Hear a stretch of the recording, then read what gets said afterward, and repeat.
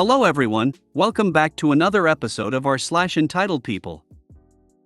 In today's episode, my entitled sister wants to steal our deceased grandma's apartment out from under me, so the guy she's cheating on her husband with can move in instead, and she can see him easier.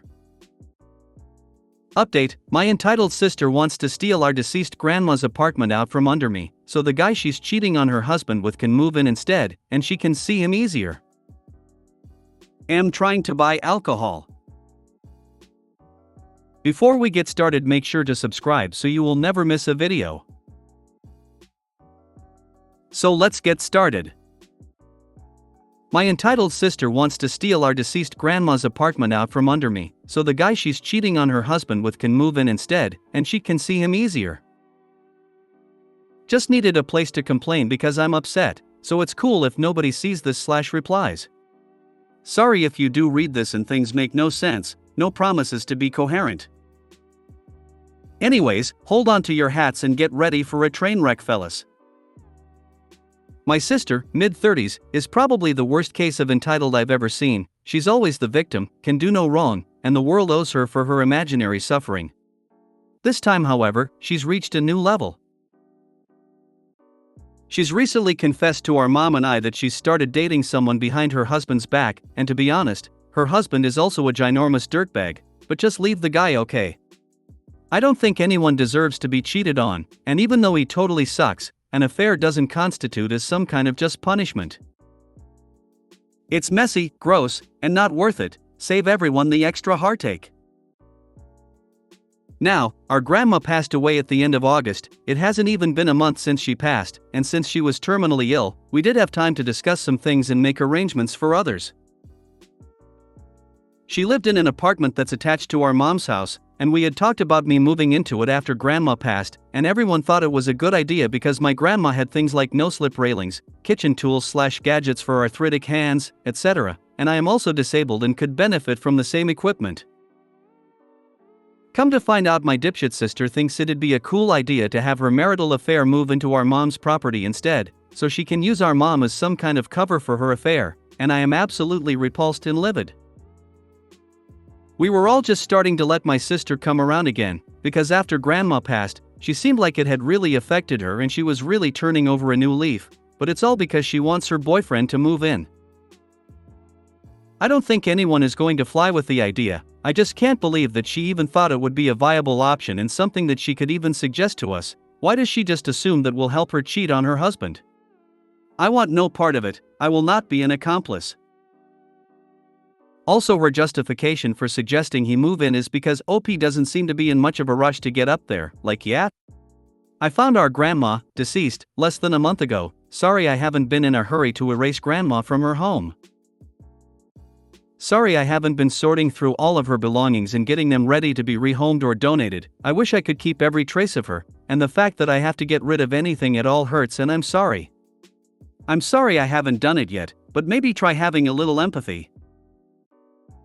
I've decided that I'm kicking my sister out of my life again. Each time I think she's capable of changing, she shows that she's still the same horrible, selfish person, and I'm done falling for the charade. Have fun with the inevitable divorce proceedings. Good luck explaining all this bullshit to your kids too. Just tell her husband. Problem solved. I've been thinking about dropping the truth nuke on her husband since finding out about the affair, but my sister is really good at weaponizing her kids against me. While I'm completely fine with cutting off all regular contact with my sister again, I'm not okay with losing them, and being the one to out her to her husband would absolutely jeopardize being able to see them. The nuclear option. In this case, it sounds quite reasonable. Please make sure that you are physically in the house whenever possible. If you can't be there, have mom or someone else there. If he moves his stuff in, it will harder to get him out. Very true, and unfortunately at this point I wouldn't put it past her to get even more underhanded. One of our brothers is almost always home ATM, and I know he wouldn't let her get away with something like that, so I'll definitely talk to him about keeping an extra eye on the apartment. I know he's gone up to grandma's after our sister's been up there to make sure she hasn't stolen anything, lol, so I'm sure he'll have no problems. Thank you for bringing this up. Update: my entitled sister wants to steal our deceased grandma's apartment out from under me, so the guy she's cheating on her husband with can move in instead, and she can see him easier. If you haven't read the original post, you can check it out here.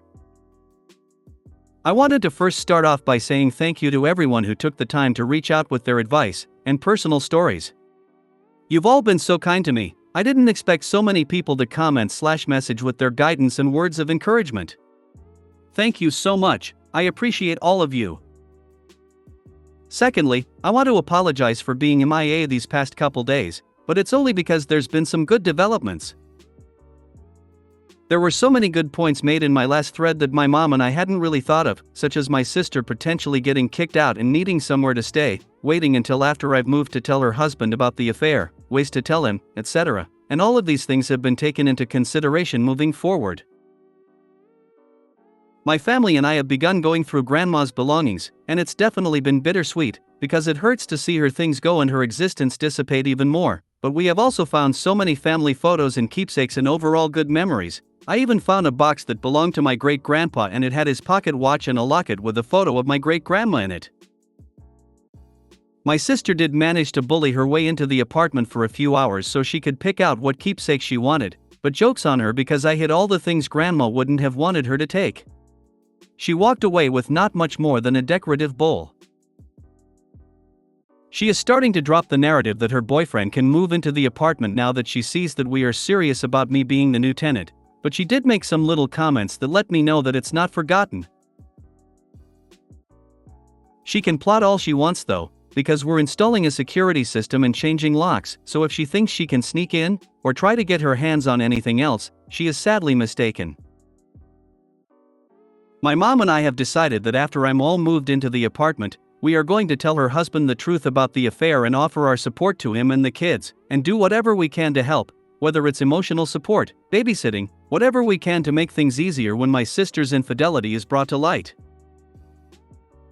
My sister might hate us for it, but at the end of the day, she is the victim of her own actions, and I am tired of sparing her feelings so she can continue to treat everyone around her like absolute trash, and my mom agrees that enough is enough, and if we never hold her accountable for what she does, she'll continue to push the limits of what she can get away with. Some people suggested going the anonymous route with tipping her husband off, and while I thought that might have been a possibility, ultimately I feel like that could cause some inner turmoil for him later. If he didn't know his wife was cheating, then who did, and just how many other people knew? Was it something she kept out in the open when he wasn't around, and nobody respected him enough to tell him personally? I don't want him to end up potentially torturing himself through speculation. Anyways, I think that's all there is to tell you guys for now. I just wanted to let you all know where some things have ended up/where they're headed, and thank you for the outpouring of support. It was much needed and very appreciated. I am glad that I won't have to hold on to such a horrible, ugly secret for much longer, and her husband can know the truth, and we will do what we can to help with the healing process. Also, if you managed to read both of these novellas I've left about the situation, thank you for even taking the time. Love you all. I'm glad you are taking steps to protect yourselves, security, etc., and moving forward with your own plans. I particularly applaud your decision to take the difficult and more honorable route of telling your brother-in-law what is going on. Your sister is not the victim of her own actions, she is the author of her own narrative. She is in no way a victim, she will merely experience the consequences of her own decisions. It's hard to watch family members make poor choices, but it is in facing the consequences they learn to make better choices and become better people. Spot on. I'm tired of perpetuators getting any claim to victim status. You make your bed, you lie in it. Am trying to buy alcohol. At work we have Christmas vouchers that can be used alongside our staff card to use in store. It's a private-owned farm shop, so niche products. One year, the M and her son, who was 17, UK age is 18 for alcohol, came around for her to spend his voucher. The kid looked nervous and his mother was a character. All we could hear from her was, "I will buy this, this and this." She basically overrode any decision of what the kid wanted to spend his voucher on. They come up to the till and that's where it happens. She is trying to purchase alcohol with his staff card that we scan and his voucher. So we refuse the sale. She kicks off the whole "I'm paying for it" spiel.